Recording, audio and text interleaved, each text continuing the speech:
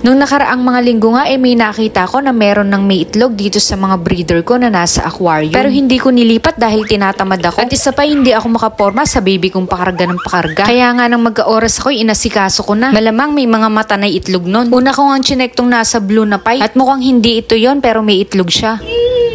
Ay, aray ko. At sa kasamaang palad ay pumitik. Nalaglag tuloy yung mga ibang itlog. Ay nakud, sayang. Dahil kapag nalaglagan sila ng itlog, hindi naman na nila pupulutin. Ito nga yung sunod kong chinek. Bay kala mo, relax na relax tong crayfish na to. At mukhang wala siyang itlog. Dahil nakabuka kasi yung buntot niya. Pero nagulat ako nung may craylings na nagpakita.